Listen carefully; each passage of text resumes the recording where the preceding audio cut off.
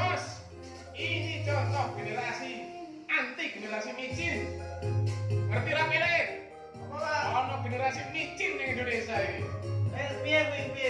Wah, mosok gak ngerti awakmu. Se. Ngerti kan penonton semua? Allah.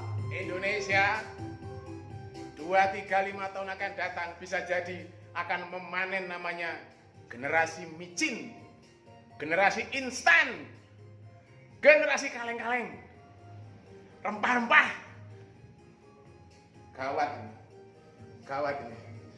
Nek sampai terjadi itu situasi di Indonesia, maka hari ini anak-anak muda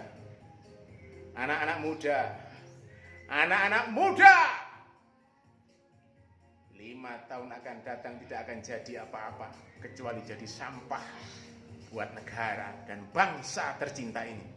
Tapi ini contoh ini. Ini si Wahid ini kayaknya keren anak satu ini. Ini contoh bukan generasi kaleng-kaleng, bukan generasi micin, tapi ini generasi anti kemicinan. Ngerti aku ini? Apa kuwi? Ada generasi micin di Indonesia ini. Kawan Gawat. Pak ini. kuwi. Sini. Bisa kepiye? Sini. Generasi micin itu adalah generasi yang setidaknya ada 5 kategori. Apa ngono kuwi, Pak? Nah, pertama, Ya. anak muda ini miskin isi otaknya dengan kebiasaan literasi. Ya, nomor 1 itu. Wis gawat itu. Nah, sampai itu yang terjadi gawat. Karena apa? Karena anak muda itu tidak akan punya 5 kebiasaan unggul sebagai seorang anak muda. Yang pertama adalah kebiasaan membaca. Membaca teks-teks yang tidak ringan dan tidak populer, tapi ini membaca sungguh-sungguh dengan literasi referensi yang ya cukup berbobot lah. Jadi otaknya tidak hanya sekedar baca berita, melihat visual-visual yang serba populer dan serba berbau media sosial yang instan, gambar serta keterangannya. Tapi bobotnya itu udah agak sungguh-sungguh sebagai sebuah pengetahuan yang mampu merubah seseorang. Itu nomor 1. Oh, mantan Pak. Nggih. Nah, itu kira-kira ya 1 kebiasaan membaca, 2 kebiasaan berhitung, 3 kebiasaan menulis, 4 kebiasaan wicara, ngomong ke orang lain, mengkomunikasikan sebuah ide dan gagasan. Nah, yang terakhir itu adalah kebiasaan teknologi. Jadi menguasai teknologi yang berkembang saat ini. Untuk apa ya? Tentunya untuk kemaslahatan manusia. Nih, kategori yang pertama.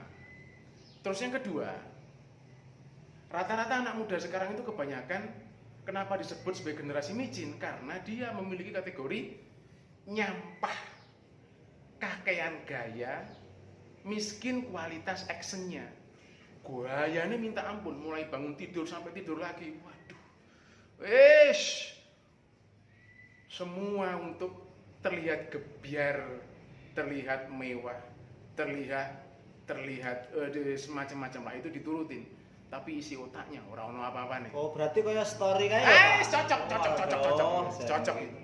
Onone guru apik-apik tok, Pak. Apik-apik tok. Oh, enten. Wes kakean gaya, miskin action yang berkualitas. Itu nomor 2. Siap. Yang nomor 3, generasi micin itu ditandai dengan kebiasaan konsumtif yang berlebihan, kebiasaan saving serta mutu dari tindakannya itu yang min, jongkok di bawah.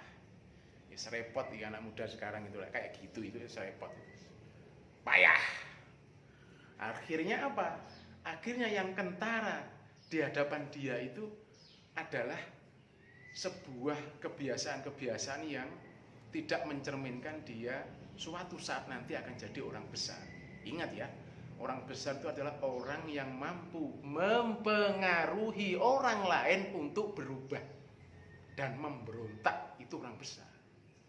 Jadi orang besar itu hariannya, detikannya, tindakannya itu selalu dilihat oleh orang lain tuh, wow, kok top anak ini, bacaannya top, omongannya berkualitas, gayanya juga menunduk, levelnya adalah level-level yang tidak nyampah.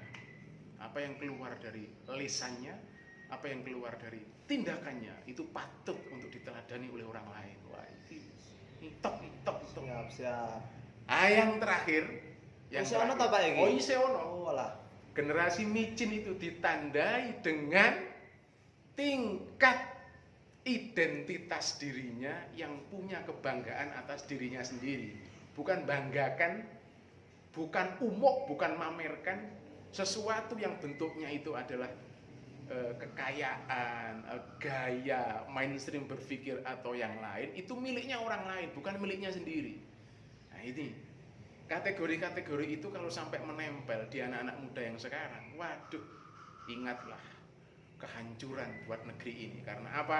Karena generasi yang muncul hanya generasi micin, cin.